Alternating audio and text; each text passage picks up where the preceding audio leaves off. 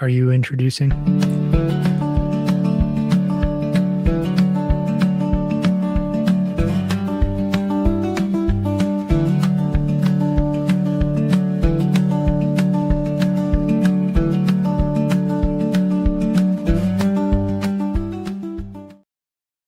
Hey, good evening. Welcome to the Resilient Living Podcast. I am Jared Wilson, one of the hosts, joined by my friend Ryan. Hey, everybody. Alrighty. Well, while we wait for people to trickle on in, I had a fun product that I literally just got in. So it's like not even on my website yet. Okay, so maybe you don't have, the freeze dryer to preserve your food. Maybe you don't even have the Mylar bags and the oxygen absorbers to, make your wheat flour stay fresh longer. What you can do though is you can get raw wheat berries and you can get yourself your own grinder and grind your own. Nice. Okay, so I have a fun story with the grain grinder. Okay, so I was probably about 12 years old. We're at the local consignment shop and we see what my I don't know if it was my mom or my dad, one of them. They saw it and they're like, "Oh, cool, a sausage grinder." Like, sweet. So we get this thing, we take it home, we stick some sausage in there, and it makes a mushy, mucky mess. I mean, it was bad. I was like, "What is going on?" My dad looks at this. He's like, "Huh, that's not a sausage grinder. That's a grain grinder." I'm like, well, what do we do with that? It's like, let's get some grain. And so we went and got wheat berries and we started making our own wheat flour and making our own, fresh bread. Dude, it was so good. Oh my gosh. I love it. Ideally, after cleaning out the sausage pretty well. Yes, we did a thorough cleaning of Yeah. a thorough cleaning of it. Yes. But it was like, and it was like after that, I was hooked. And it was fun because like we'd get the wheat berries and you just throw them in your mouth and you start chewing on them and they turn into that gum. Like, it's wheat flavored chewing gum. It was fun. But anyway, so yes, stop by the shop and get yourself a wheat grinder and grind your own wheat. Yeah, that's the only real way that makes sense to like store wheat long term is to And that was exactly it's like I mean you can do, already milled flour, but then you have, bugs that get into it, molds and mildews that can grow in it if it's not preserved without oxygen and moisture and like there's a lot. It's like just do it as a wheat and then you can plant it if you need to and you can, eat it if you need to. It's like that makes more sense. yeah. But it's the oldest store of currency. That's where Yeah. paper notes came from. Right? Is wheat, storing wheat. That's right. If you hold that up again, I have Yeah. always had this thought on that or like manual sausage grinders. It's probably not feasible, but what if you took the handle off the end and you put two like locking nuts against each other and then took a power drill, turned it on low? Sure, why not? I mean, yeah. Why not? It would Yeah. work. It should And then work. you use a solar panel to keep your batteries There charged. you go. So then you See? don't have to, get tennis elbow doing that. It's just you have your kids do it. It's like churning ice cream, right? It's like, yeah, I just have the kids do Yeah, that's fun until it's not. it. Yep. That is exactly what it is. It's like having your kids make butter and they get like halfway through it and they're like, yeah, it's a little bit solid, but it's It's bored. not. And then you give it to dad and he finishes. Yeah. Did you like growing up, we would make it in like a mason jar Mhm. and just, roll it back across the floor until it started getting chunky. And then we give it to my dad and he'd like whack it against his thigh and turn it and whack it against and like to the point where like he was like bruised. It was yeah. It was Oh. like, yeah. Yeah, it seems like there's better. I mean, I get the like the learning experience, Yeah. and this is how how we used to do things, or this is the kind of effort it actually takes to do this when we don't have Right. modern machinery. So I get the value in it, but and we'll probably do it with my kids at some point. But Oh, I buttermilk wouldn't do it on a consistent pancakes. basis. Oh, buttermilk pancakes. Mwah. With Yeah, fresh butter. Yeah. raw milk you Yeah. get locally. Yep. Right. Alrighty. Okay. So, um, topic for this evening. So I was thinking, and you and I talked a little bit before. I was thinking about preparedness and resilient living. Yeah, resilient living. And how being resilient and not being dependent upon infrastructure is really the end goal. But even in living that resilient life and having that infrastructure of the animals and the garden and all the stuff, crap still happens. Like, you still have emergencies and disasters.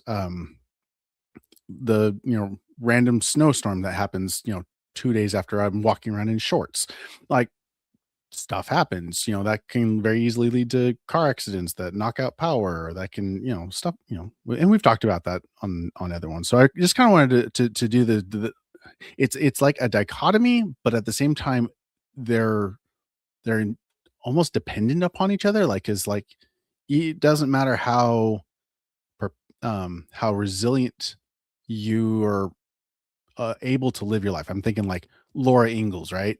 Mhm. S- Still happened, like the fire that, just about burned everything down, and then they lost everything, and like, stuff still happens. So I want people to not get this false idea that, oh, all I need to do is have this, picturesque little farm and then I'm good to go. Like, well, yeah, until there's a hailstorm right before harvest, Right. then you have no food, or there's a, God forbid, a fire. Been there, done that. And everything that you have accumulated is gone. Mhm. So anyway, so I just kind of wanted to go through the differences between the two mindsets, I guess. Yeah, Uh, because I think you come at it not entirely, but a little bit more on the preparedness side than I do, yeah, which is good. Because if you don't have that preparedness mindset, you could be as self-sustaining as you want, and you could die from an infection from a hangnail because you didn't have a couple of little simple preps that you needed, yeah, right? right. So, But then and I conversely, come at like, it. I can be like totally prepared for the apocalypse, but then I'll run out of my, stores, and I have nothing because I didn't have any of the gardening and the animals and all the stuff that you do. Mhm. Yeah, and there's absolute value in both kind of both ends of that spectrum, and meeting somewhere in the middle. Um, there's a podcast that I have a periodic spot on, and his tagline is "When times get tough, or even if they don't."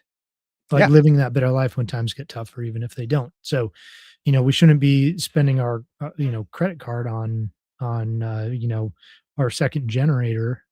What we should be doing is, becoming more resilient in various ways. right. And part of that is financial, part of that is Mhm. it's making sure that we're ready, even if times don't get tough, even if the economy doesn't collapse, Yeah. Oh, being yeah. prepared for that too.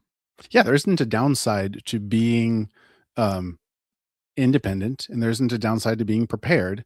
There is definitely downsides to not being fiscally responsible. Um, so, and we will have Tabitha on. Life just happened, and she got busy. But we will have Tabby on, and we'll talk about financial preparedness and how to, you know, plan for and finance a lot of what we're talking about. Because you please do not go out and spend $10,000 on, a pallet of freeze-dried food and, 10,000 rounds and an AR-15. Don't do it.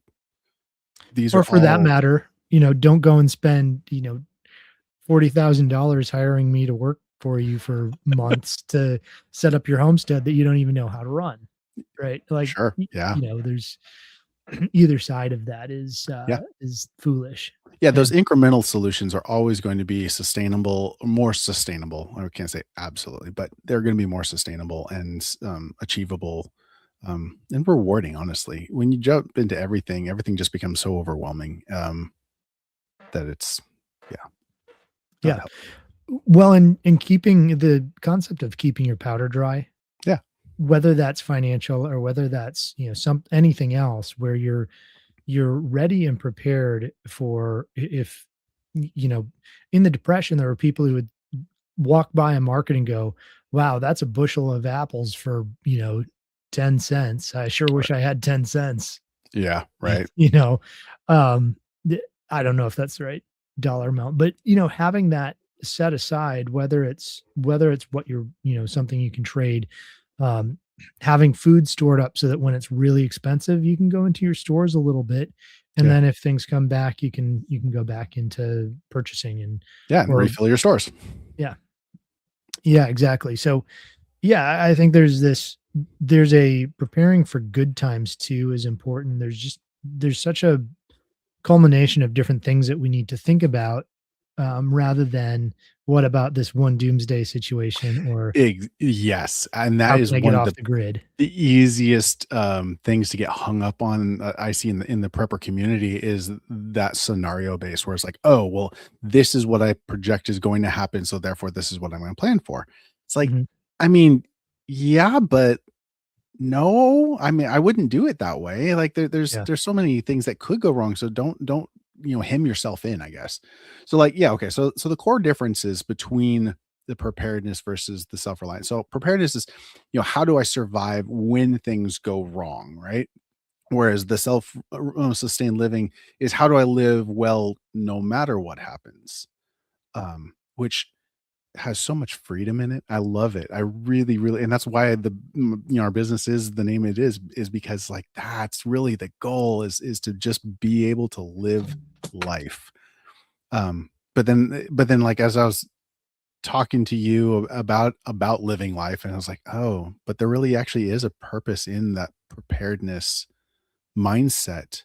As long as it's not coming from a place of fear and Mhm. anxiety, it's like, no, no, no. I'm prepared because I want to be able to help my neighbors. I want to be able to, take care of stuff when, I'm in the middle of winter and I don't have a harvest to be able to pull in. So that really kind of is the difference between in the mindset and the philosophy of preparedness versus resiliency.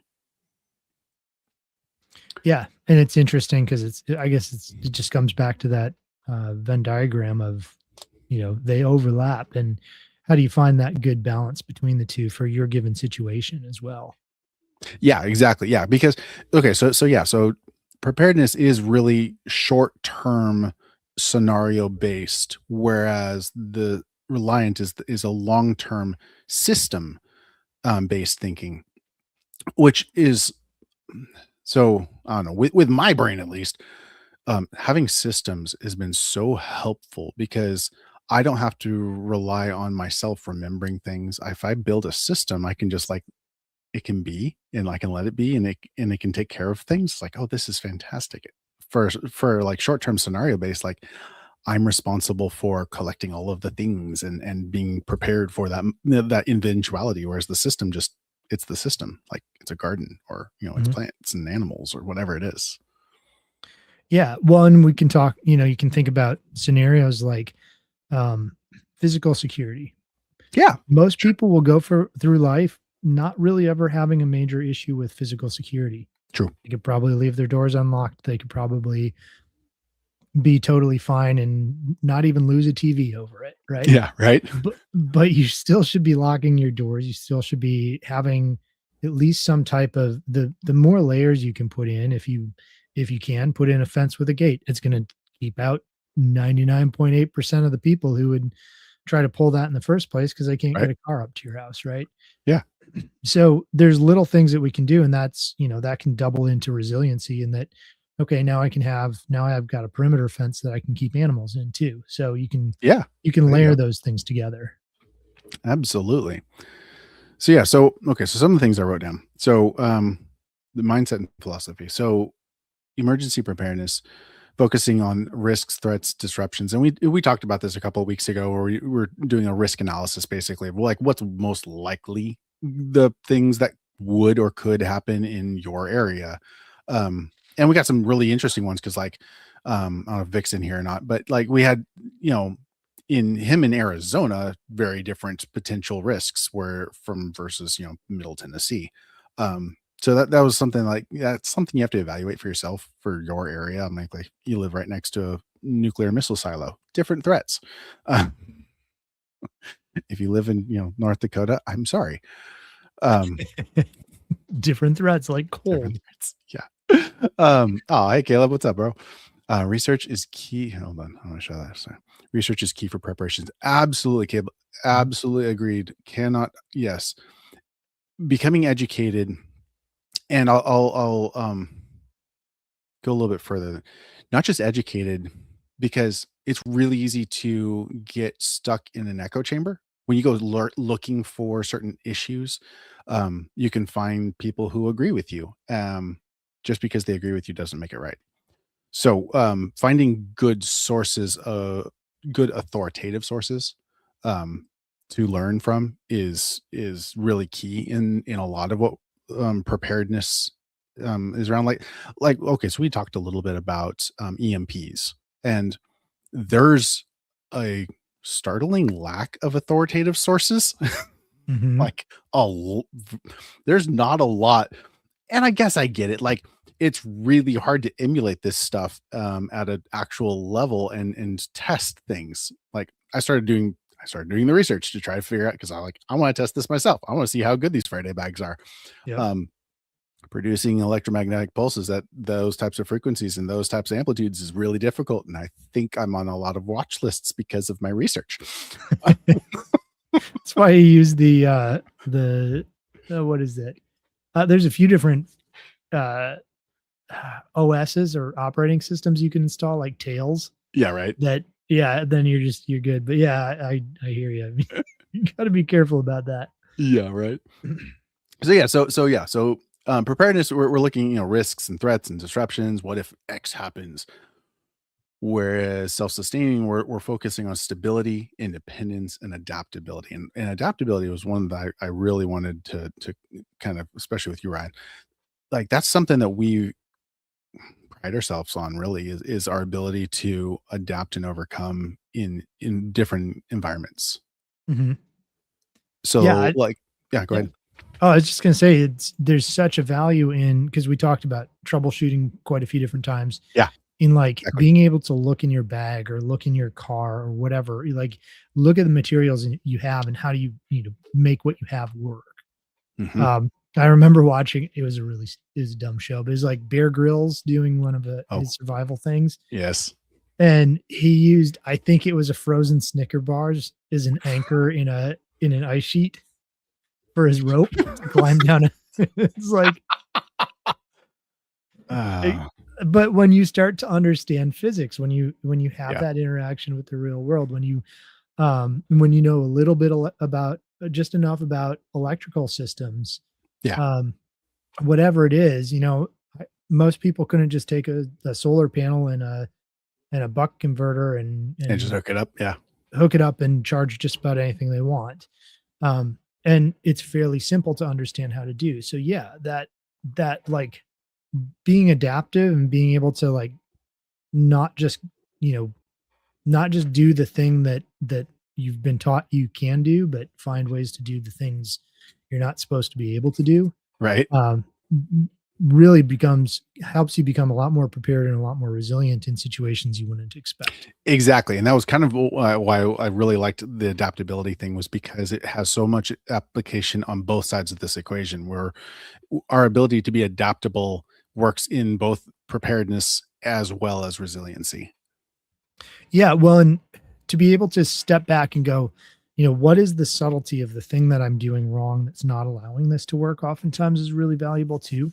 Yeah, Um, Simple example is I've set people up or I've, talked on YouTube and gotten kickback about like using wood chips in a chicken coop.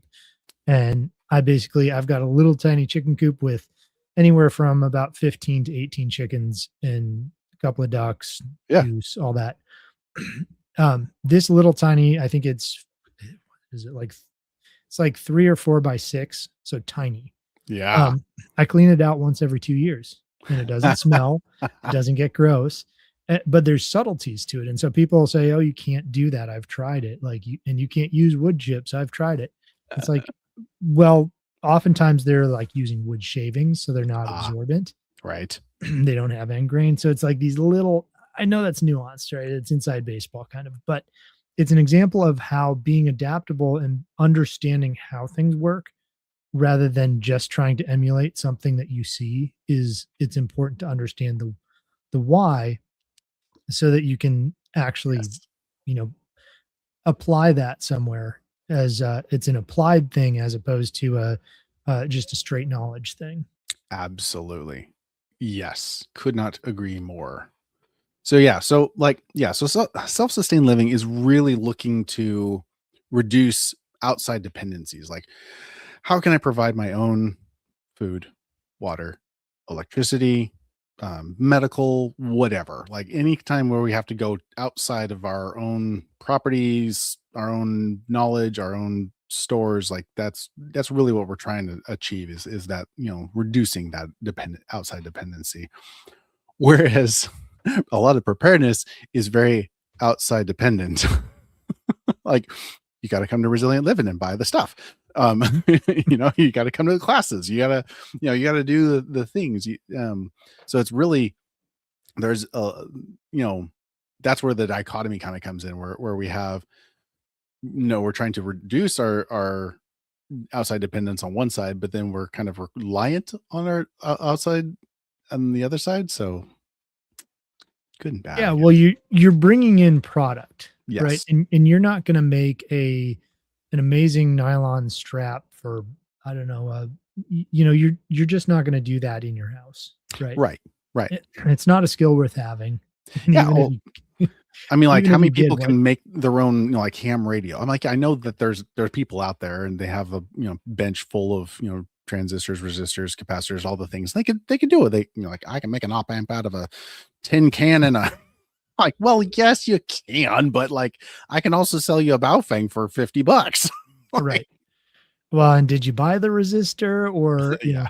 Yeah, no, you're making it. We're gonna wrap or the cotton around a transistor? I mean, can you make a transistor in your garage? we're It seems we're unlikely.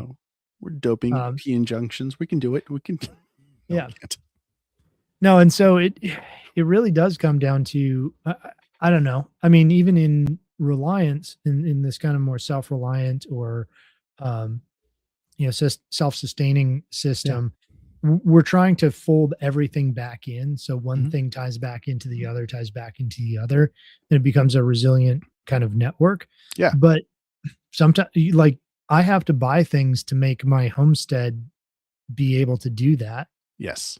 I'm not going to go smith my own, pitchfork, No, no. right? I suppose I could grow one out of a willow or something. I don't know. I've seen people do Some that. It's kind of ironwood or cool, something. but Yeah. yeah, but the reality is I don't have the time to do that stuff and I have to pay my property taxes. And the system is not set up. It's intentionally set up so that you can't really succeed being truly Sure. self-sufficient. Um, and so outside inputs make sense. Outside inputs make sense. And there's okay, so let's go back 150 years to where there wasn't a lot of that um the system being turned against us. They still would go to the neighbors, they would still go to the smithy, they would still go to the lumber mill. A lot of times they didn't always make their own boards. I mean, yeah, they did to some extent, but not always.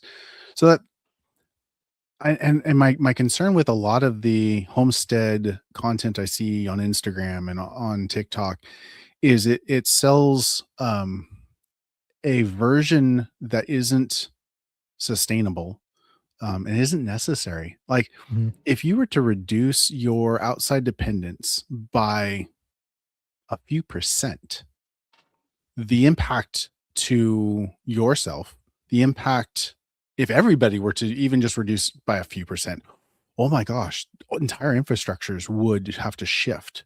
Mhm. It would be massive. And that's what I really want to kind of encourage everybody is we're not talking like sell everything, go live on 50 acres in the middle of nowhere with no power, no water, no nothing, collect all your, nuts off the, forest floor. No, it's incremental. It's just a little bit. Just think of something, one thing that you don't have to be dependent upon the outside for. Just one thing.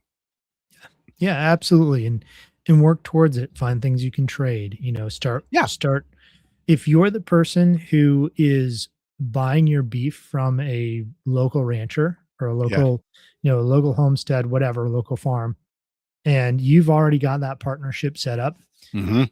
if beef becomes extremely hard to get, they're not going to sell to the outside person. They're going They to already sell know to the you. person you already know. They already know. Yep. So start there. You're not even doing anything other than instead of buying your beef at Walmart, you're buying your beef from a local farmer. You're Yeah. supporting them. You're The supporting a price local farmer. Awesome. the price is probably better anyways. It Unfortunately, yeah. yeah. Though even if it's more, it's worth it. It's a better product. But you're supporting somebody local, you're building a relationship that's actually going to matter for you. It's in one sense a very real practical preparedness thing that you can do. Very Um, so even if that's it, but I always try to sell it this way as well for those who are worried about, us being in a position where like the only way anybody's going to survive, at least if they live a normal life, is like government rations for a while because something goes really haywire. yeah, right. Well, government rations are going to be what, 20, 30% of your food, maybe. Maybe. If you're making 20, 30% of your food, you can avoid that. Yep. And you can, now you don't have to, I don't know, get the, or whatever else Or is, whatever. Yeah, exactly. whatever Whatever's else is next. required to get Yeah. the food. Now you can avoid that because you've done something to make yourself healthier that's better for you in general. And now you're producing that maybe 20, 30% of your food. Right.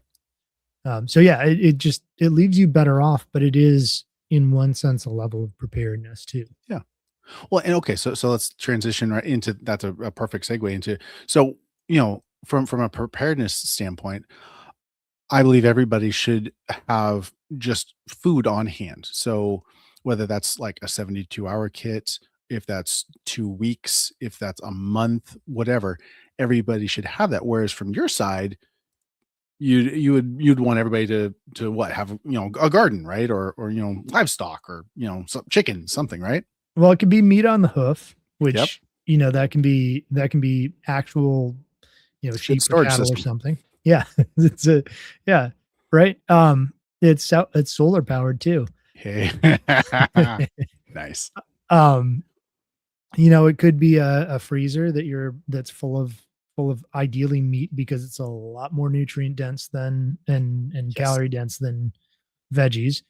But that's a personal thing. Um, I just don't want to spend the kind of time and effort it takes to keep a freezer going to keep To keep 'em veggies. veggies? Yeah, Yeah. right. Sure.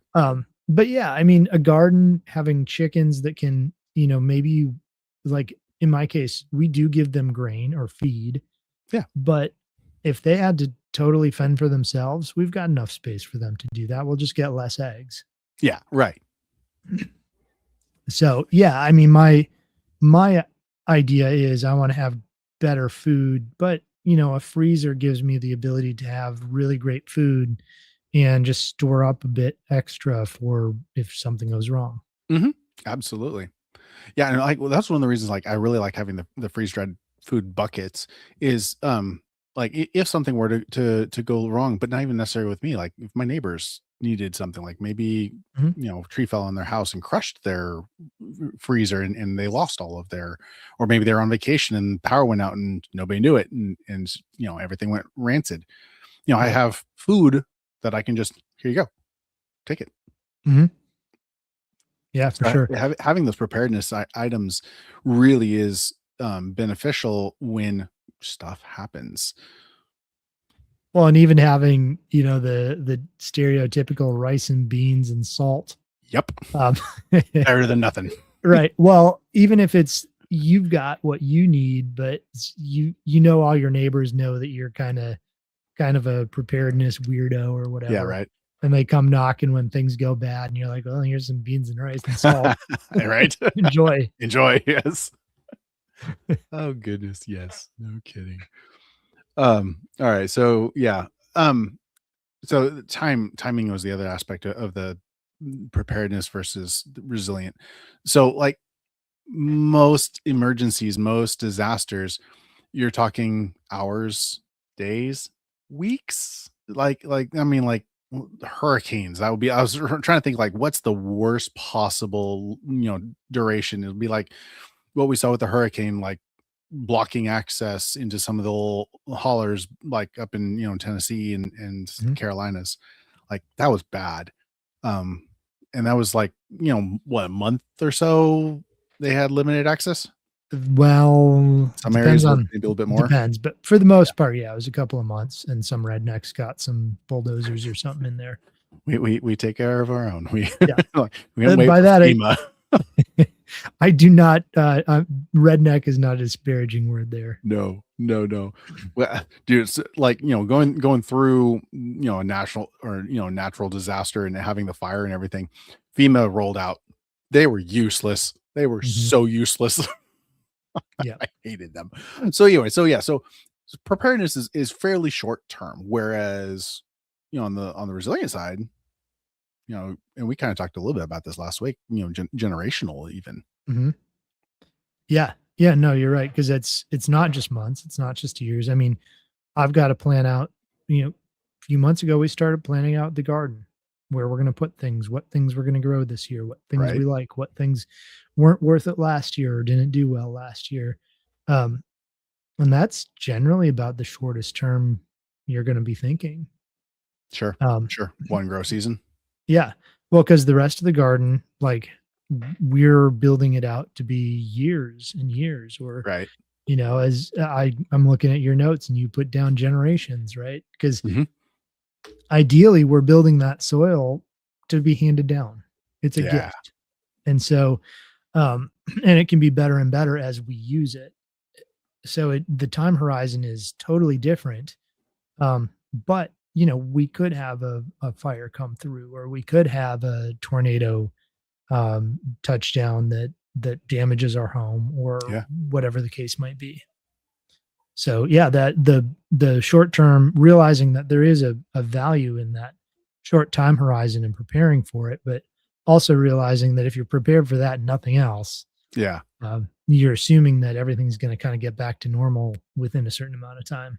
Yeah. And I guess that's really, it was kind of the mindset I went into this thinking was both are useful mindsets, but neither is a complete mindset. Hmm. But it can be really easy to fixate on one or the other, and at the cost of the opposing side of the equation. So, yeah, Yeah. Well, and you you know you get into some of the preparedness groups that I would never be a part of, and there's a handful of people. I think they're a very small minority, hopefully, but they're like, well, if things go bad, I've got a lot of guns and ammo, and I'll just steal what I need. And it's like, are you going to enslave the people who know how to grow the food that you don't know how to grow? Then no. right, yeah, because Like, that's a resource that's going to run out.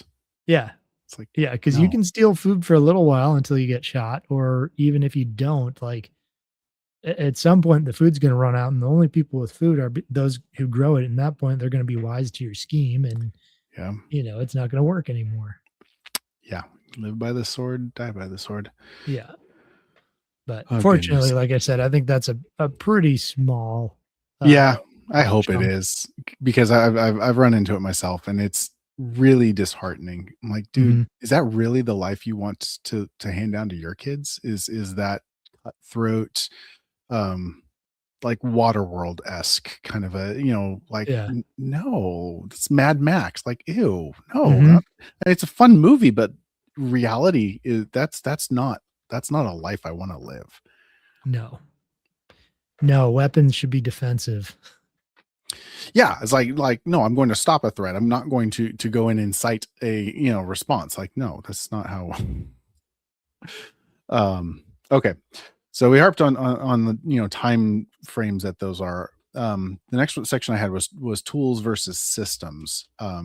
Because and a perfect example, you come into my shop and it's full of tools. They're things which are great resources to have. They aren't always necessary. They usually make they magnify or amplify your abilities. They make things easier. Absolutely awesome. There's secondary, maybe even tertiary to the knowledge and the experience. Um, but on the resilience side, it's not nearly as much about the tools, is it? No, I mean, you need the tools to build the systems, Sure. but the tools are a means to an end. Right. Yeah.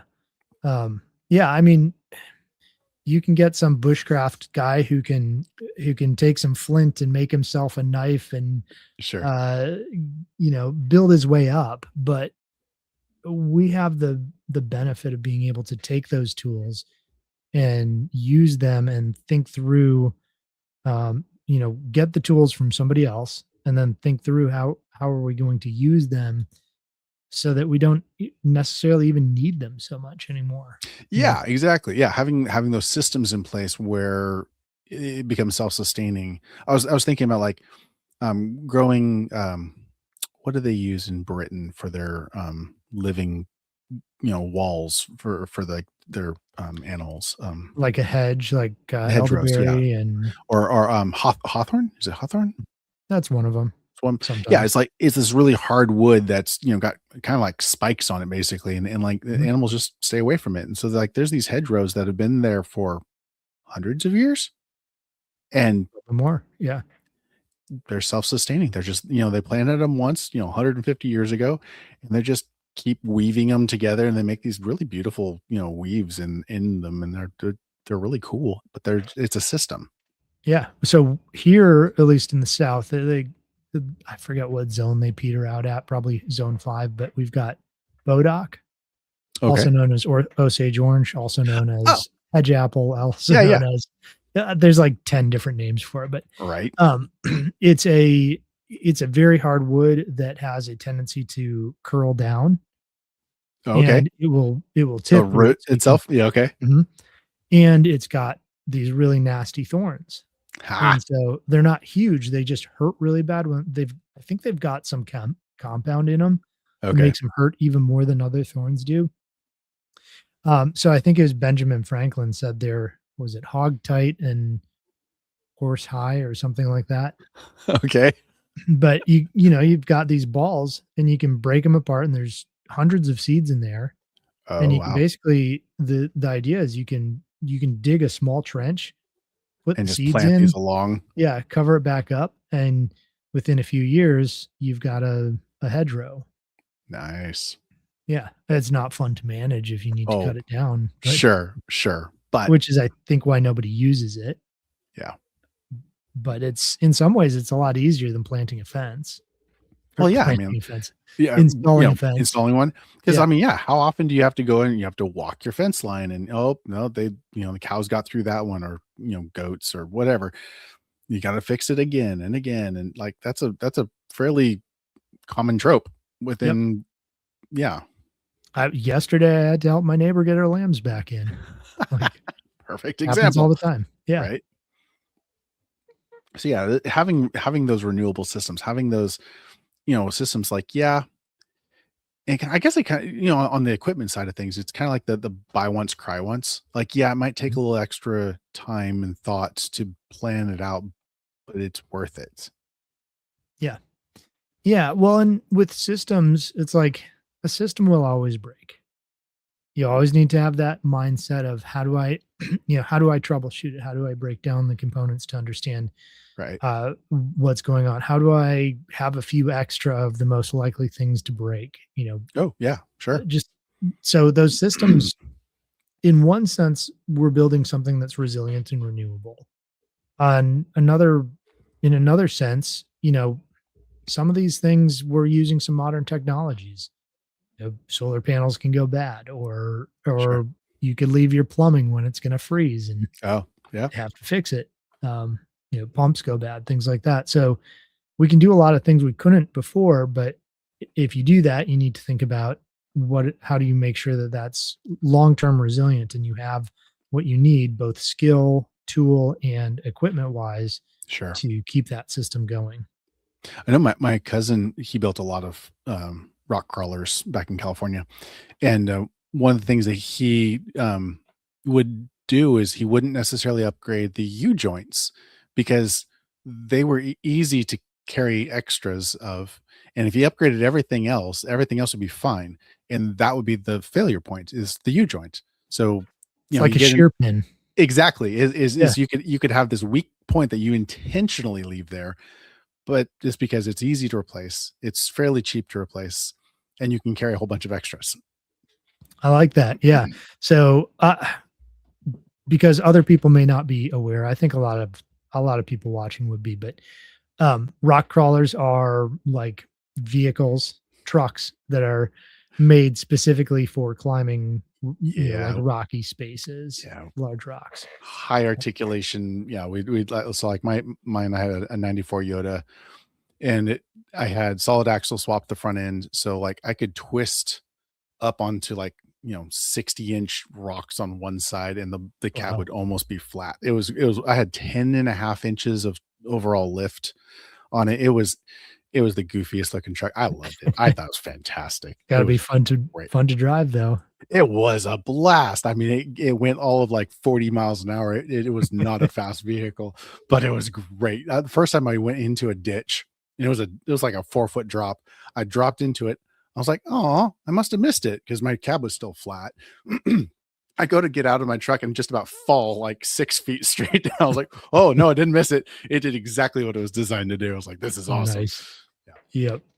Well, and then for those, I'm sure everybody knows, but like on a, let's say we're using a bush hog, one Hmm. of those big mowers behind a tractor. Yep. There's an intentional shear pin so that if you hit a big rock or a stump or something and the blade stops, that pin shears and you don't damage your tractor. Because that would So suck. yeah, and it's supposed to help protect the gearbox and things. But yeah, like Yeah. building in that resilience and understanding that you can build in a sacrificial piece. Maybe you build in a sacrificial piece of your pipe that will freeze first intentionally so that it drains everything Yeah. if you Right. forgot. Yeah, So you do a something at the bottom where you have like almost like a gooseneck kind of thing at the bottom that can just pop, and then you're like, "Oh, that just drained everything out. We're good." yep, exactly. All right. So So, yeah, what's next? dependency versus independence. So this is kind of where like on the equipment side of things, you're kind of tied to going to replace that thing because you run out, because like freeze dried foods, unless you have a freeze dryer, you're coming, if you used them, well, you got to replace it. So you got to go back and get it. Whereas on the resilient side, you've built that system, right? Where you have the smoker or the whatever your preservation method is of choice. So that was kind of my mindset on the dependency versus independency between the two. Does that make sense? Yeah. No, it does. Well, and I think we talked before about like, what if you produce 30% of your food, Yeah, right? right. And that's great for resiliency, but it's not great for an emergency Right. unless you've stored something. So this idea of storing something when you need 100% of your food for a couple of weeks, Hmm. store something. But for the rest of the time, you're reducing what you need to you're constantly working on reducing how much reliance you have on the outside inputs. Yeah, exactly. So, Yeah, exactly. Yeah. So and so yeah, you go to the grocery store and it's the buying the extra can. Like when you're buying, your corn chowder, whatever you're buying, like instead of buying 4 cans, because you know you're gonna go through 4 cans a month, buy five, maybe mhm. buy six. Over time, you'll accumulate extra. Then you have some stores so that in an emergency, you've got that.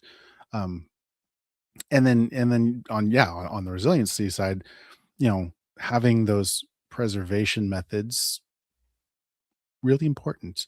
The more I think about it, it's like, man, that really is kind of the crux. Like, I can have a massive garden, but if I have no way of preserving that, I mean, whether Mhm. it's like, throwing it in the freezer, like you said, or, freeze drying it or dehydrating it or smoking it or whatever, it really does come down to that preservation, huh?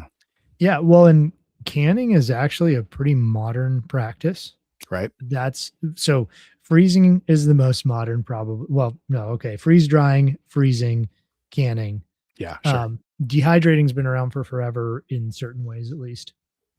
Um, but fermenting was another big one, and people Ooh, don't think about that. that's a good one. You're Yeah. right. So fermenting is like instead of canning, people would have fermented things and they'd last for a long time. Sure. Like And really sauerkraut, good for your gut biome, like mhm. really good. Yeah, Mm. like sauerkraut, you can put in basically an open vat and scrape the crap off the top when you're ready to eat it, Ew, right? Like, that's nasty. yeah, but it's True. good for you. And every single culture ever had had multiple fermented foods. Sure. And we don't do that anymore. I mean, like what? We got pickles. I mean, like if you like sauerkraut, then I guess you have sour, but like, Pickles aren't even fermented. oh yeah. Huh. I make fermented pickles and they're Yeah, yeah. amazing. But so lacto fermented pickles, you should look them up. They're pretty easy. But most pickles now are just they're water bath canned, and that's what creates the taste and feel of a pickle. And Ah. so they're not even fermented. Um, breads would have historically, even if they're not, sourdough, they would have Oh, been fermented, right? right. Because the yeast would have been something that is carried from one loaf to another Sure. intentionally. Sure. So it kind of would have been a version of sourdough, and it would have always been, even if this stuff wasn't alive because you baked it, it Yeah. would have been a living enzyme that broke it down. Now the yeasts they use, a lot of them are, I think they're GMO, and then you have so many, they're like you're not, and it's not real products either. It's not something that what's in your bread, no bacterium is going to break down Right. appropriately. So yeah, fermented foods are something that humankind has always used as preservation. I mean, even some meats were preserved with certain forms of fermenting. Not for as long of a time, but curing, drying, stuff Right. like that. Those are all things that I think we'd be well served to learn and start bringing back. Sure. Yeah. I want to say lutefisk, I think is what it was. Hmm. Is a Norwegian. Yeah, I think it's preserve. I think it's a fish that they preserve Yep, from fermentation. it is. It's big in the Lutheran church. Oh, sure, because Lutherans are, yeah, big up there. All right. Yeah, yeah. I grew up Oh, in hey Vic. Wisconsin, and that was a big thing. Oh yeah, Yep. sure, that makes sense. What's up, Vic? What we got? Being on solar really makes you think of alternate food preservations. All of them, I bet. Yeah. Yeah, you have to be very judicious with your power usage. So Yep. that would make a lot of sense. Yeah, probably a freeze dryer going for like 36 hours straight is probably not great. No, you're not gonna run a freeze dryer on solar. I really don't care who you are. It's not a Like that's not a good not a idea. viable option, or generator for that matter. I've got a neighbor. He runs a generator. I swear it's 24/7. I hear that thing Does he all. have a natural oil, or sorry, natural gas well? No, I watch his truck go by with a um it's got to have at least 6 gas cans across the back of it. And they go multiple times a week to the gas station, fill up, come back. Like, bro, that's a lot of money to be spending to stay off grid. Like, that's a lot. That's not off grid because when power goes down, gas doesn't come. Perfect example that where your independence becomes a dependency when you're tied into it, the infrastructure. You're not actually free. Yeah. What if they tied onto the grid and the money they saved on gas, they could set aside until they could buy a really nice solar electric system Yeah, and not have to run a and not generator have to run a 24/7. generator. Yes. Oh, I know And it.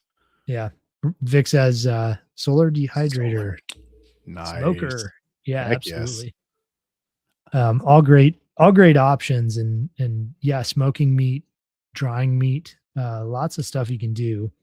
I'm all for the freezer because it's so easy, and Throw I've it in a got enough bag, solar throw I it, can keep it up running. done. Yeah, Yep. right. I've got these like because I worked at Midstate Motorsports, I've got access to all these like 55-gallon drums. Like I really want to make my own smoker just because like I've got them. Why not? Yep. Just wanna make sure to burn it out real well Oh and, yeah. Well, yeah, anytime you're welding, that's always going to be that case. yeah. All right. So next one was skills versus supplies. On the preparedness side of things, it's a lot of gear. I mean, like it's a tourniquet, it's communications, it's planning and all of the stuff that comes with preparedness. Whereas like on the resiliency side, its skills are really more important than the equipment that supports them, huh? That's true, but I'm gonna push back on this a little You're bit. good. I like it. Okay.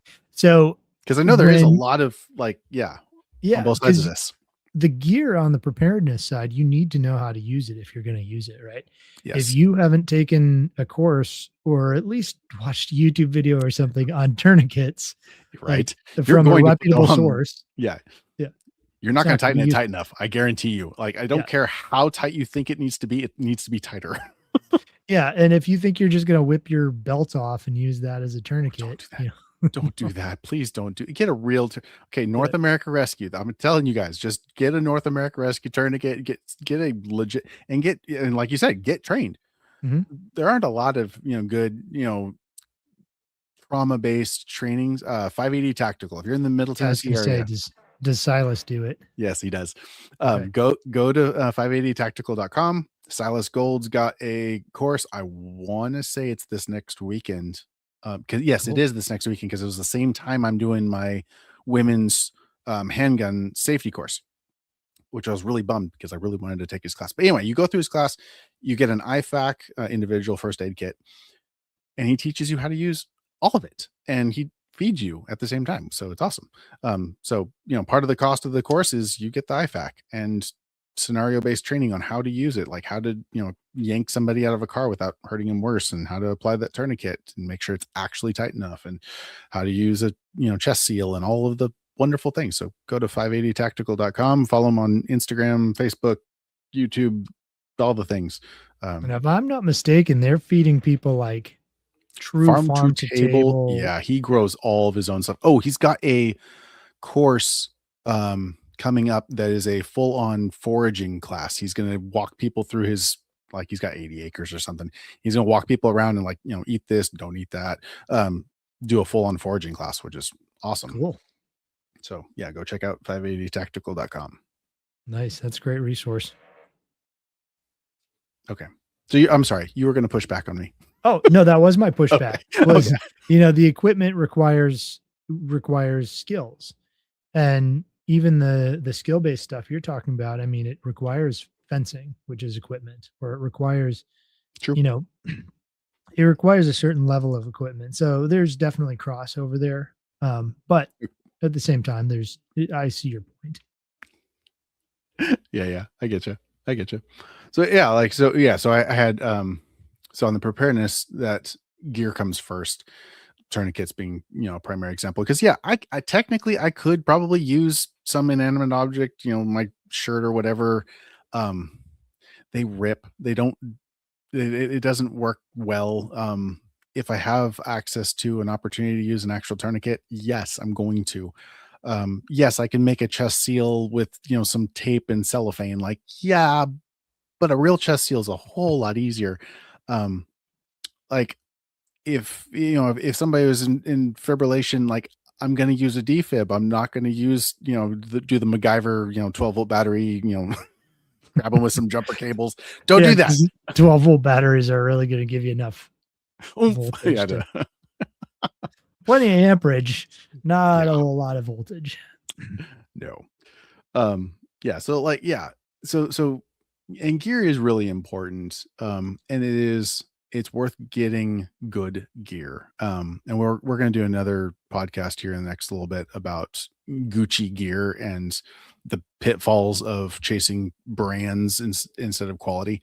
But it's really truly is an issue when you go after a name versus just something that is reliable, because then you end up spending money on a name instead of maybe getting the equipment and the training that goes with the equipment. Yep.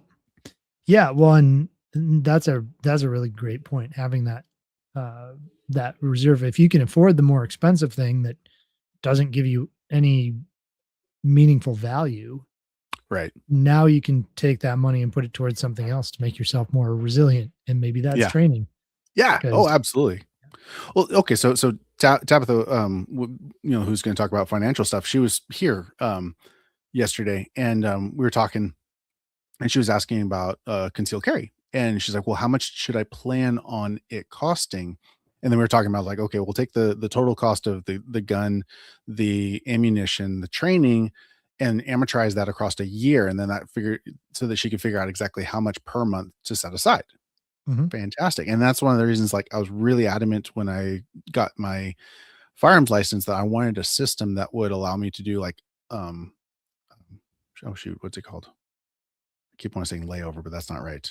Layaway, Mhm. because I don't want people spending money on credit cards that they don't have. I would much rather you come in every month and just pay a little bit towards your whatever, so that you can get that thing in the end without having to pay all this money to interest instead of just directly to principal. Because that's what's important to me. Is I want you to be able to come in, get the item and all whatever is needed to support that item to achieve that end as possible. And I don't want you spending money on interest. That's stupid.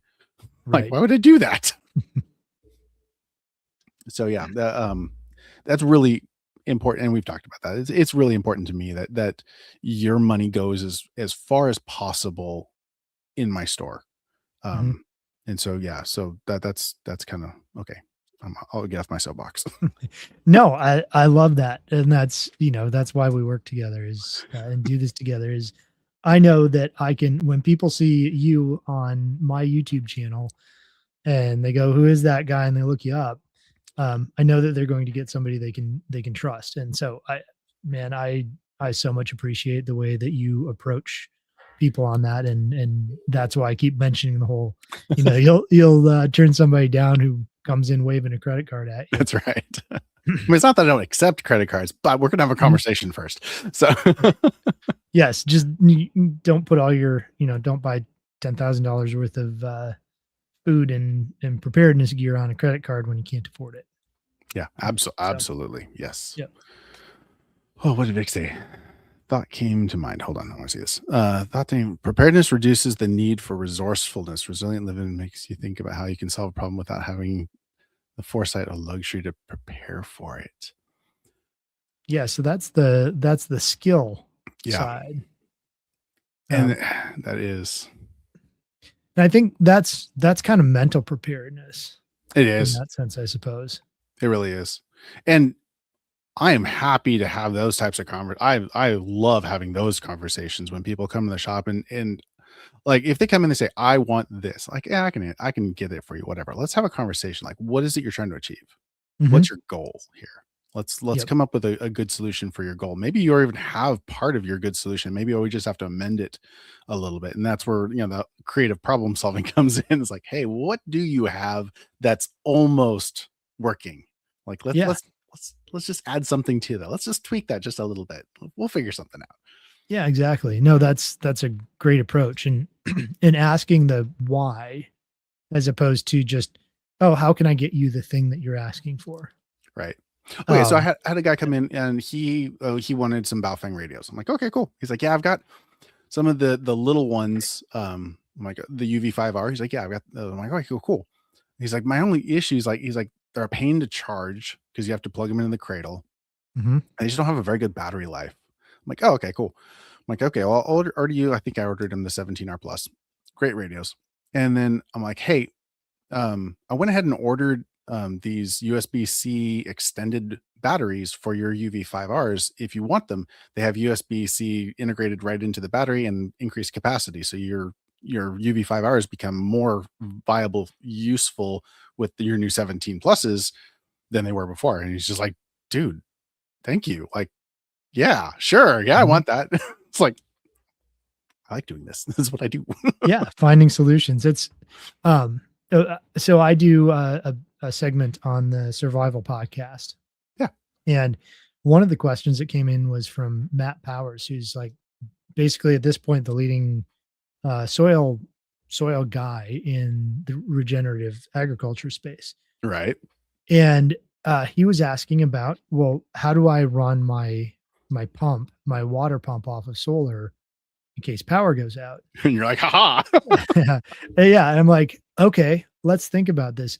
Is that actually what you want to do? Right? Right. Because there's batteries other than lithium iron phosphate. Yeah. So, Oh yeah. and by that I mean a water battery. If you Yeah. can,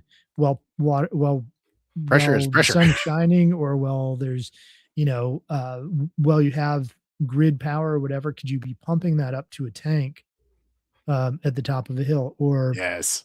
what are, maybe it makes more sense just to have a generator on hand that can run your pump. And because Sure. you're only going to be doing it for, I don't know, an hour a day while you irrigate or whatever. Or maybe it makes more sense to, if you're going to do the solar for the well pump, well, make it just a tiny bit bigger and run your freezers and lights off of it. Put it in the house instead of just running the well pump, right? So, Sure. it really smart people can miss simple things because it's not their area, it's not their thing.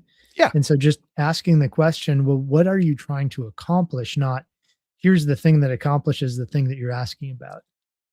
Right. Here's the product you asked me for. It's, you know, not to get in your business, but what's your intention? What are you Yeah. using it for? How can Well, I help you make sure? and I get to do that, which is great because I get to do that all the time whenever anyone comes in. I cannot tell you how many of your cards I've given out or Silas's cards. Like people come in like, "Hey, I'm looking for equipment." I'm like, "Oh, okay, cool. What are you up to?" "Oh, we just bought 5 acres and we're trying to." I'm like, "Hey, so I've got this friend." Because I don't have the expertise that you have. So you become the commodity that I get to sell. Basically, it's like, hey, I have a friend. He can Yeah. help you. Well, and it's vice versa. Like I did a consult for your like neighbors just across, Right? literally across the highway there. And Yeah. I'm like, hey, Hey, do you know what resilient living is? And they're, that's funny. you need to talk to Jared. I was And talking to somebody and they're like, yeah, I come and I sit in the parking lot sometimes, but I refuse to go inside because I know I'm gonna want everything and I don't want to spend all my money. I'm like, okay, that's valid, but please come inside anyway. yeah, just come in and talk. But yeah, I mean, if I can point them to like, there's so many people up in your area when I do consultations and they've got kids. I'm like, have you ever gone to the Spencer Library? Oh, dude, right? And they're like, why would I go there? Like, well, let me tell you, Yes. you are missing out if you don't. Yeah, if you are Or in the Spencer area, please go to the library, and yeah, yes, that is or such an somebody's like, I amazing want to get resource. some goats. I'm like, do you know Bradley Bleedsdale? That's right. Oh, Yeah, or Brad. for training. There's so many amazing people up in your area, but it's really cool to be able to have this constantly growing network of trusted people that you can point somebody else to. Oh, yeah, absolutely, and that's really I mean, like, we've got, what, 8 people in here right now. Like, that's really what you guys are all about is we want you guys not only just to talk with us, but really to talk with each other and to build up the community because, you know, look at each other. You guys obviously have something in common.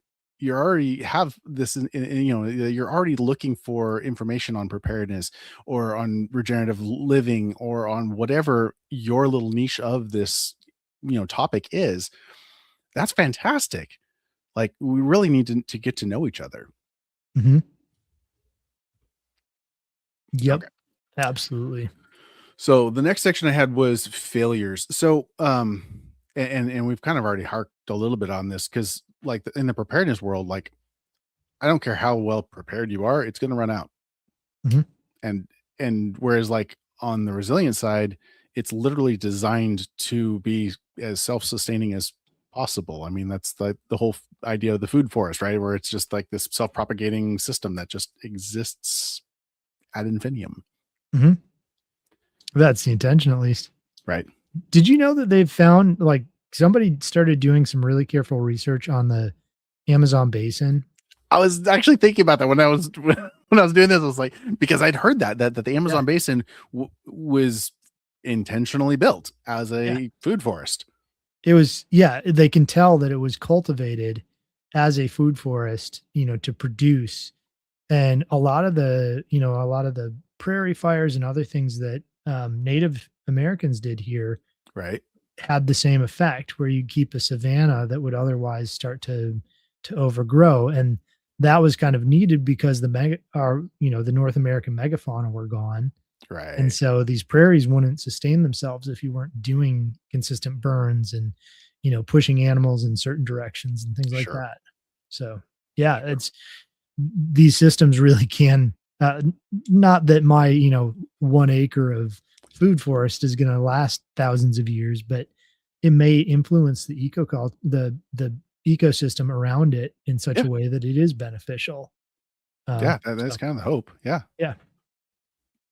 But yes, I think we kind of covered the concept of the failure modes and how Mhm. each of those relate. Do you want to kind of cover uh, relationships, the relationship with environment and how Yeah. that So like, plays your out? yard kind of just leads right into that. So like on the preparedness side, it is fairly often a defensive position. Um, where we're protecting against environment, where we're protecting against bad weather, we're sheltering ourselves, hunkering down. Whereas like on the resiliency side is learning to commune with, or however you want to, not to be all hippie about it, but how to work with nature, I guess. Hmm. Yeah, how nature works and stepping into that cycle as um, as God's preeminent creature Yeah. that can that has the most influence, whether good or bad, over that system. Absolutely, it's um, you know crazy if you start looking into. There's a couple of things I think are really interesting in this thought. It's just a I don't know, a thought experiment is one. Nobody will tell you this, but if you want to know what's killing off the coral reefs, go look at where the largest rivers that are connected to agriculture drain and which way the currents go. Oh no. And Oh no. you'll have your answer as to what's killing off all the coral reefs. Oh dang. And so Ouch. if I go and spray, glyphosate or 2,4-D or whatever on my Yeah, sure. property, and I don't have a good soil system, so it doesn't hold there. It washes down to the stream that's just below my house, and then that washes down to the Caney Fork River, and that washes down to Yep. to the Cumberland, and it eventually To the winds up Mississippi in and the Gulf of whatever it is now, right. and creates a 300 square mile or larger dead zone Yeah. Yeah. It's in the nasty Gulf of down there. whatever it is, and it's like I can either do that or I can be the place in which anything that's coming across my property becomes purified, becomes clean, becomes better before it moves out to the other side. Right. And the more each person can take care of their own property and land in such a way that it does that, you're taking waste and making it profitable. Yeah. You're reintroducing waste. Like waste should be a non-existent or as low, like there should be very low instances of the word waste in Yeah. a Sure. regenerative system. Yeah. Because anything that's a byproduct of a system really needs to be the input to another system. Exactly. Yep. And that should eventually come back around to the first system. So all right, Hopefully. soapbox Yeah. done. Well, yeah, right. That's funny. And well, okay, so and that kind of does lead right into the community role, because what you're building there by having that circle tide, and having if your neighbor does also, that builds up your soil, builds up the water, and builds up the community internally, having the resources it needs to survive. I won't say ad infinitum, but like, a lot better. If there was a shortage of whatever, most likely you'll be okay. I mean, you might not be great, but you'll be okay. Hmm. Yep. Well, we're getting how many tons of particles from the sun every A day lot, hitting the earth too? a whole lot, Yeah, I mean it really is until Jesus returns or the sun goes supernova. right? Um, you can actually create more and more on any given location over time, Yeah, and that's what ruminants literally are. They eat grass, which is solar powered carbon, yep. um, And then and they turn it concentrate in, that sucker down into yep, wonderful proteins. yep, into biological life that and organic matter that goes back into the soil and produce secondhand vegetarian food for you. That's right. Secondhand vegetarian. I love it. Oh my gosh. Yes. Yeah. And that's really the best way to look at is the community resilience. And that's like the catchphrase on our website is, like building, resilient people to build resilient communities. Because that's on the other side of it, on the preparedness side of it, a lot of the times what I see is very individualistic. It's my family, which is good. It's really important that you take care of your family. Absolutely. But when it's, at the cost of your community, it's like, well, no, that you kind of missed the point. Like, yes, you should have, you should be prepared for an emergency. Yes. But that's not Mhm. where it ends. That's a stopgap for, an oh crap. We need to live as a community that is resilient together. One of the so I'm part of the American Legion, right? And it was really funny because up in Spencer, there's a whole bunch of vets. Like there's a ton of us. And one of them's like, well, I don't want to join up with that, group because I like being alone. And Hansel Moore, our post commander, he's like, it's okay. You can come. We're all, alone. We're just doing it together. And I'm like, dude, that's kind of perfect because like, Yeah. aren't we all really just like this lone wolf individualistic kind of guy? But at the same time, it's cool to have friends. They're also, Yeah. lone wolf, individualistic, whatever, like, but it's like we really need each other. Like, I don't care how, Rambo you are. Um, you gotta have friends. Yeah. Well, I mean, I think it's easy to want to turn off the world when you're surrounded by NPCs. True. True. And the people who want to be those lone wolves are not going to be the NPCs. They're not going to be the I support the next thing people. No. And so they're going to be interesting and they're going to have different opinions and not be offended that your opinion is different than their opinion for the most part. Um, and so it's actually, yeah, I think there's a benefit in connecting with those people, and they're going to have skills that you don't have, and you can go, I can ask you, how do I program a GPR or GMRS radio, right? And Yeah, I'm like, I don't know. I could probably figure it out. YouTube has some videos, but it what does. if YouTube's down? How do I do it? True. Right? Yeah. I can give you a call or stop in the shop or whatever. Yeah. Um, so that's super beneficial. And the other side of it is, so Bill Mollison, the co-founder of permaculture, he said that one of the two core ethics is to provide for the well-being of you and your descendants. Mm, Like, and that sounds selfish, right? But right. it's it's selfish in a good way in that you first provide for what's around you so that others don't have to do that Yes. for you. Right. Right. And that's kind of like comes back to last week's episode about a good man leaves an inheritance for his children's children. Yes.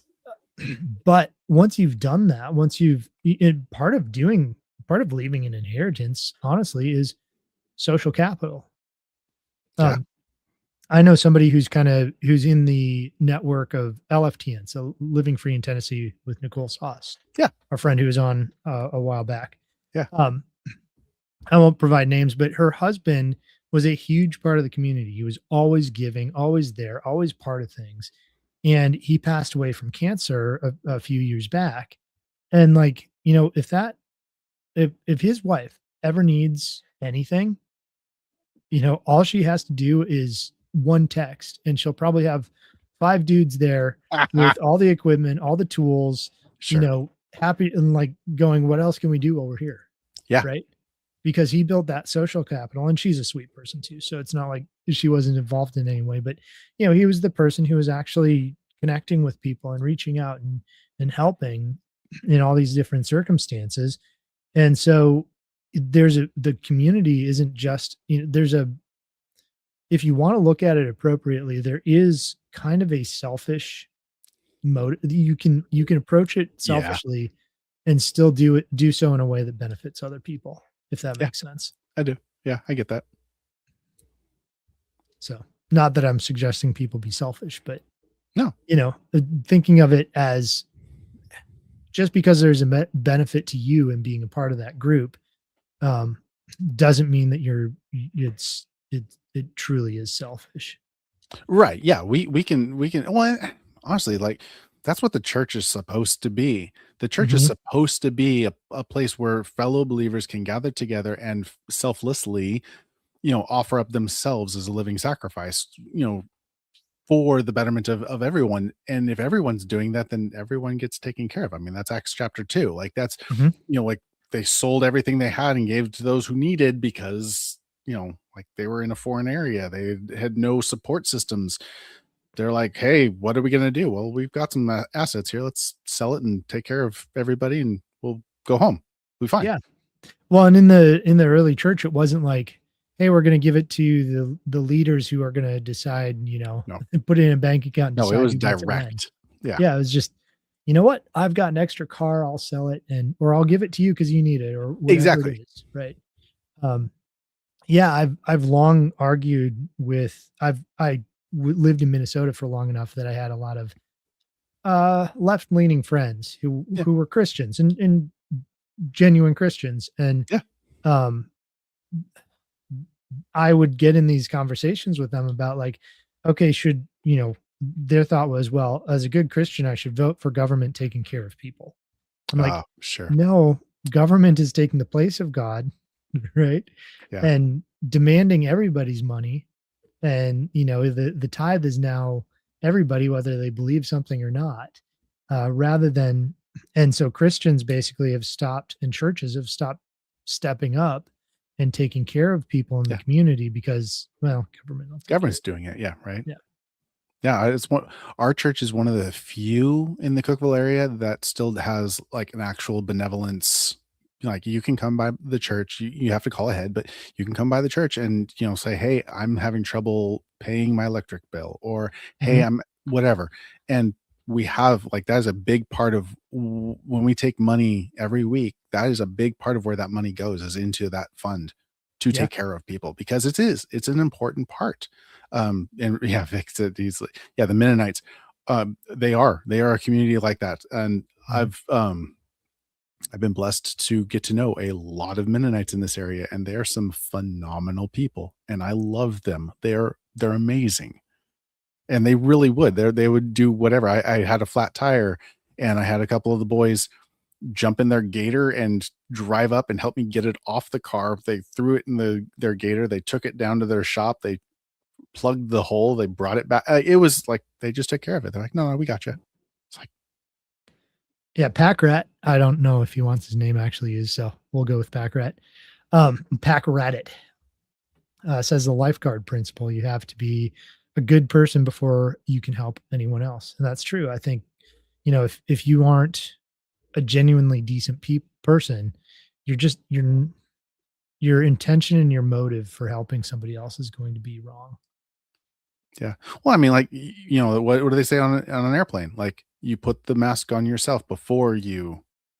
There's a reason for it. You're not going to be very effective and helpful to the people around you if you're gasping for air. Mhm. You need to make sure that you're squared away, to be a resource to the people around you, and that's absolutely applicable in preparedness and in resilient living. Yeah, well, and I think there's a lot of people who have I think our culture leans towards learned helplessness. Yes. Yes. And, if I can't get it our whole school system is based on, if you don't have the right answer, and the right answer being the one that's in the back of the book, um, you What? know, you don't There's an you're answer book? What? I was homeschooled. yeah, you're wrong. And it's like, well, maybe not. And even if I am wrong, so we're graded on, how well do we get used to being graded on how well do we parrot what we're told we're supposed to parrot. Right. Um, and that doesn't necessarily put us in a good position to do anything, especially try and fail, which it's really important to try and fail while times are good, while things are easy, Amen. so that you're ready to, the time to learn how to use a flint and steel is not when, when you're stranded in the wilderness freezing to death. Right. So, and because you're going to Ask my fail. son about lighting a fire with a ferro rod. He hates it. He's just Has like, he "Oh, made dad, it yet? no, he hasn't." No. He's like, "Oh, we got this pro run." I'm like, "Go for it. Try it. Yep. Tell me how that works." He's like, "Dad, I can't get it." I'm like, "No kidding. It's a pain." Like, Yep. It's a lot easier to use a blowtorch. it sure is. I've still got pictures of, had a wood stove, basically every house I've ever lived in, and I'll sitting there with a propane torch, just Yeah, make a lot easier than putting in all the paper and stacking exactly. all I'm the like, no, that's twigs. stupid. Let's just use Yeah. a blowtorch.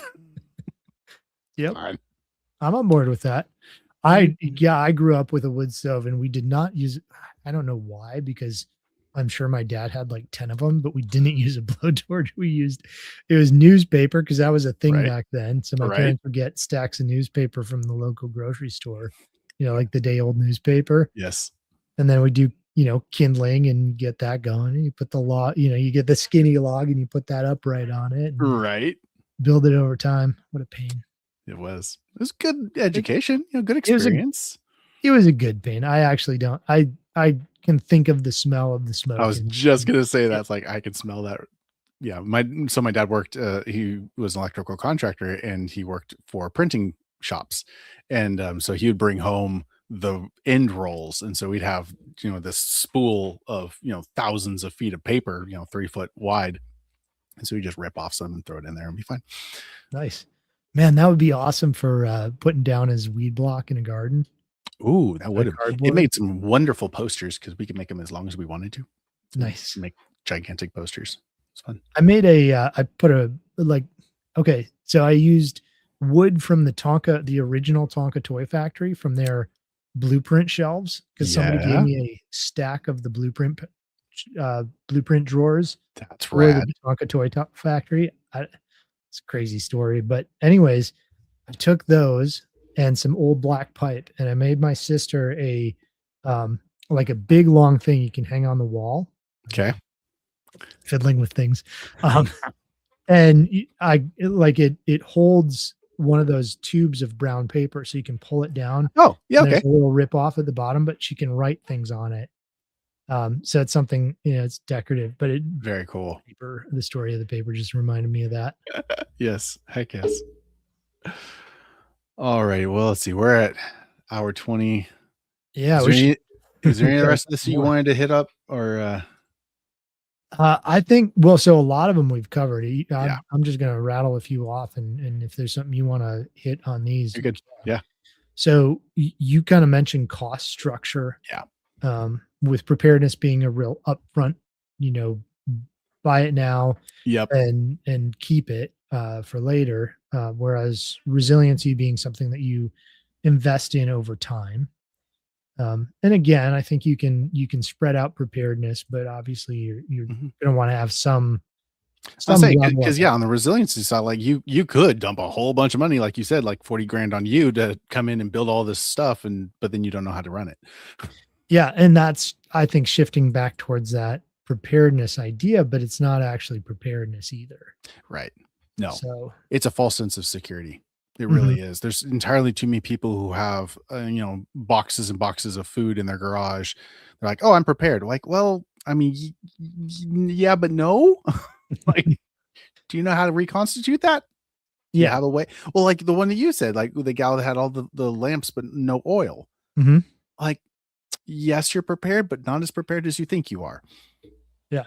Or the other person I ran into, and let me state, the vast majority of people that I work with are absolutely amazing, and, and I run into a couple of difficult people here and there. Yeah. Um, but the other one was $30,000 worth of, seeds.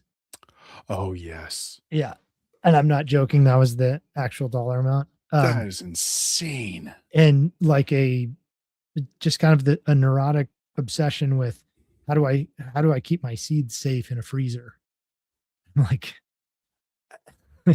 like, have you ever planted one of those? You Do should they try even that grow in your zone? I mean, time. like, Right. I Yeah. Is this for Wisconsin or is this for, Tennessee or Alabama or what is this? What kind of plants do you have? Do you have right. soil that will yeah. Are they even Anyways, school plants? Like, y gosh. it's just don't prepare out of fear. And the sunken cost fallacy is another major thing to avoid. Oh, yes. Very good point. Thank you for bringing that up because there is a lot of people who've spent a lot of money like, well, but I've already spent that. If they don't know what the sunken cost fallacy, basically, you've spent a whole bunch of money. So that becomes a driving force. Like, well, I've already spent the money on this. It's almost there. So I'm just going to keep on going. Um, if it's a bad idea, it's a bad idea. Doesn't matter how much you Mhm. spent on it. You need to learn to let it go. Sell it. Do something with it. Do figure something else out. But just because you've spent a bunch of money on something does not mean that you need to continue spending money on it. Exactly. Yep. Yeah, sinking more money into something that is not never going to pay for itself is a bad idea. Yup. Yup. How they fit together, I think we've crushed it I think on so. that. Um, That's practical basically been the example. entire conversation. Yep. And the entire conversation has also been kind of like practical example after Yep. practical example. So I think we've pretty much covered it. I'm pretty happy with Yeah. where we've gotten tonight. I mean, yeah, it really boils down to, preparedness buys you time, resiliency buys you freedom, but you can't really have one without the other. So, but don't spend a fortune lamps, but no oil without a preach. Sure will. I've heard it, It seems like there's some type of, I don't know, parable about that or something. right? I actually got to use that one on myself when I was running out of the my town burning down. My Volvo was almost out of fuel. I'm like, okay, God, if you can keep the widow's oil lamp burning, you can keep my Volvo driving, and he did Yep. for 4 That's hours. wow. That's awesome. Yeah, I'm a believer in modern day miracles. So, Oh yeah. um, yeah, that's funny. What was I gonna say? Oh, I had a thought on that, but I guess it doesn't matter because it's gone. Alrighty. Well, you want to tell them where they can find you and follow you and do all the things? Yes, and my thought was when your when your fuel gauge gets to halfway, fill it up. Fill it up. Yes, that's been a running rule in my family for a long time. Is halfway is empty, Mhm. because you never know when you might need that extra half. Yep. And there's a lot of fuel pumps that are in your fuel tank, and if you run them low repeatedly, they'll burn out, and they're a real pain and really expensive to replace. So Mhm. Yeah, pragmatically, just keep it on the top half. I don't know if you've ever seen it, but like a bumper sticker or a fuel cover sticker where it's like a gas gauge on empty and there's a stick figure like trying to pull it Trying to back. prop it up. Yeah, and I'm like, y Aw. I'm not trying to be mean here, but is that not like the perfect illustration of the poverty mentality? Right? 'Cause Yeah. you're not saving any money by not getting gas earlier. You're No. gonna use the same amount of fuel. Yep. Um, like, you're just putting yourself in a position where maybe you're now going to have to walk to a gas station or be unsafe because 'cause you're stuck on the interstate because you couldn't make it to the next exit, or, Yeah. Right. like, be late for something because now you have to stop for fuel when you otherwise wouldn't have to, or whatever. It's like just a slight change in mindset. You're not gonna go any further by trying to push how far your vehicle can go on a tank of gas. Right. Right. Um, so anyways, that's soapbox done again. Alrighty. So people can find me at There you go. thehomesteadconsultant.com. If you're watching this on YouTube, it's likely on my channel, which is if you just look for the Homestead Consultant, I put out what I think is decent content on Yeah. DIY type homestead stuff, Your technical your stuff. laser one's cool. Go watch the laser one. It's good. Oh, thank you. Yeah, YouTube is YouTube's shown it to like 70 people last time I checked. I'm like, come Oh, on, guys. yeah. Go watch Um, it. Go share it with your friends. The laser one. It's cool. I thought it was good. Yeah, how to use a laser level in permaculture design. So, where can people find you, Jared? Okay. So I am Go Jared to a Wilson. shop. Go to my shop. That's Come to my shop. that's the So yeah, answer. honestly, if you're anywhere in the Sparta, Spencer, Cookville area, I'm right on 111, halfway between Sparta and Spencer. I got a little store. In my store, I've got a lot of the stuff you see behind me: backpacks and medical kits and freeze dried foods, knives, not guitars. Those are just my guitars because I'm a guitarist. Anyway, um, come in. We can talk about guitars too. I don't care. but I have food. I've got books on all of the things that we talk about. I'm still working on the firearms thing. That's been just the most ridiculous. Anyway, still working on that. In the interim, you can come by the shop, or you can follow me on Facebook or Instagram or TikTok.